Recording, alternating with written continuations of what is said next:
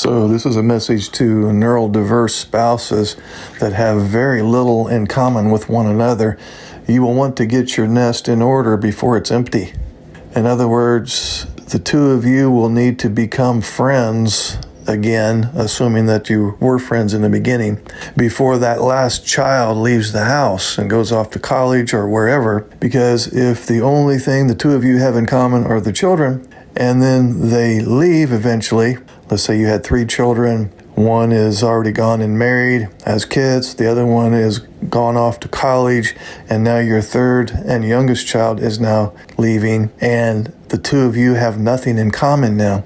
So you're sitting at the dining room table looking at one another, just blinking because there's nothing to talk about. The children are gone. That was the only thing that you had in common. In too many cases, you're stuck with somebody that you don't even like and that you haven't developed a relationship with, or I should say you haven't redeveloped a relationship with.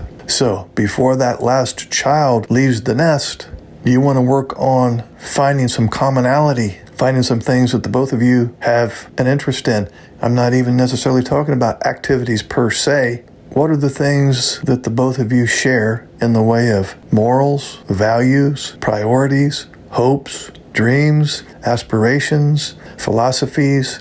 You want to share those things so that you have something in common, so that when that last child leaves, you're not experiencing empty nest syndrome. The last child leaving is not the problem with this syndrome. The problem is the last child leaves and now you're stuck with nothing other than somebody that you may not like. This other person needs to be your best friend.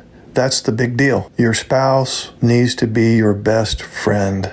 And in this way, when the children leave, you still have one another and the nest is not empty.